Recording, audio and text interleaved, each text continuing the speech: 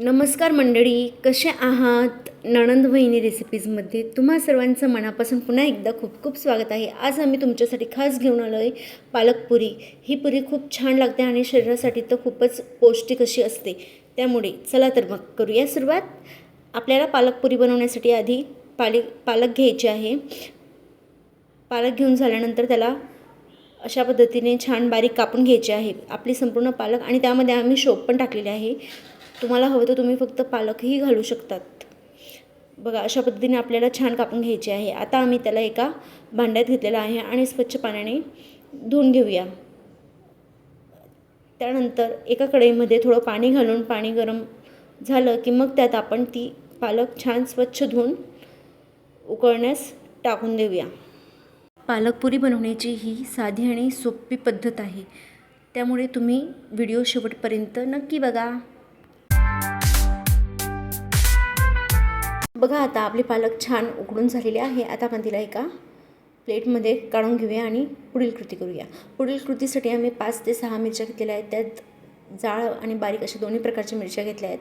त्यानंतर 15 ते 20 लसणाच्या पाकळ्या, 1 इंच अद्रक आणि 1 चमचे एवढं जिरे घेतलेलं आहे. आता याची आपण छान बारीक पेस्ट तयार झाली की मग आपण पुढील कृती करूयात. पुढील कृतीसाठी आम्ही 3 चमचे एवढं बेसन घेतलेलं आहे.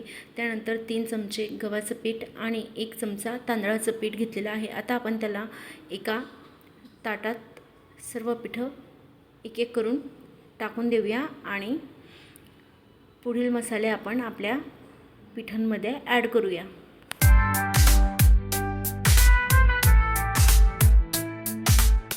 आपले सगळे पिठं टाकून झाले की मग आपण त्यात जी शिजवलेली पालक होती तिला घालूया. त्यातलं आम्ही पाणी काढून घेतलेलं आहे.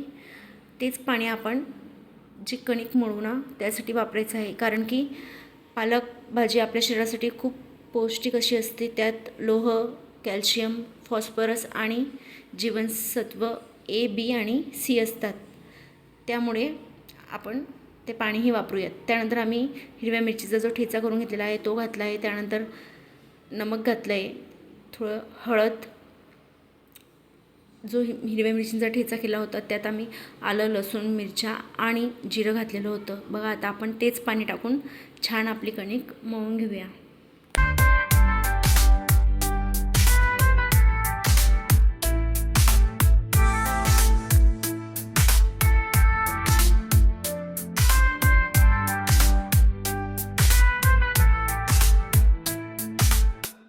कणिक छान मळून झाली की मग 1 चमचे एवढं तेल घालून कणकेला पुन्हा छान मऊ करून घेऊया.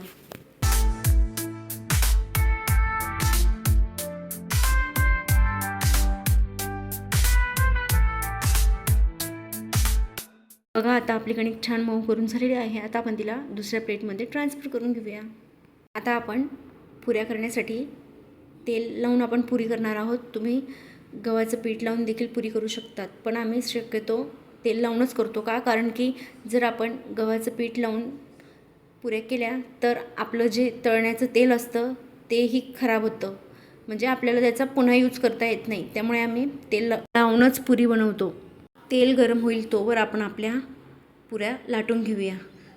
पालकमध्ये काय काय पोषण असतं तुम्हाला माहीत आहे का? पालकमध्ये लोह, कॅल्शियम, फॉस्फरस आणि बरेच असे फॉलिक ॲसिड समाविष्ट असतात. आरोग्यासाठी पालक हा खूप छान घटक आहे. त्यामध्ये पोटॅशियम आणि रक्तभिसरण आणि हृदयाच्या स्नायूंसाठी तर खूपच छान असते पालक. त्यामुळे हृदयविकार आणि उच्च रक्तदाबाचा धोकाही आपला टळू शकतो.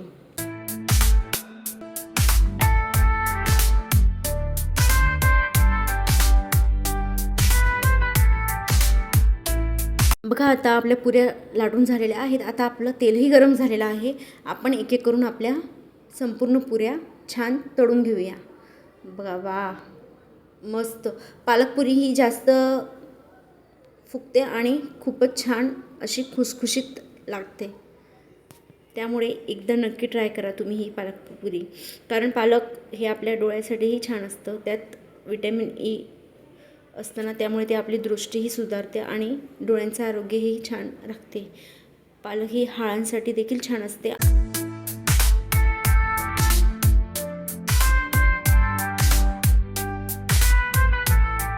बघा, आपली पुरी किती छान फुलते, मस्त.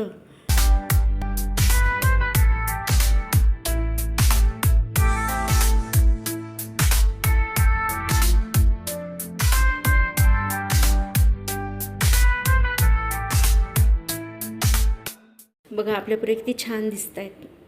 आता आपण पुढील पुऱ्याही छान तळून घेऊया आणि प्लेटिंग करूया. बघा पुऱ्या मस्त फुलत आहे ना आणि खायला खूप छान खुसखुशीत लागतील का, कारण की आपण त्यात तांदळाचं पीठ मिसळलेलं आहे. तुम्हीही अशा पद्धतीने एकदा पालकपुरी बनवून बघा. ही पालकपुरी 2 ते 3 दिवस आरामात टिकते. पालकपुरीला तुम्ही बटाट्याच्या भाजीसोबत, ठेच्यासोबत किंवा तिळाच्या चटणीसोबत खाऊ शकता. थँक्यू. आणि आमची रेसिपी आवडली असेल तर चॅनलला लाईक, शेअर आणि सबस्क्राईब करायला विसरू नका.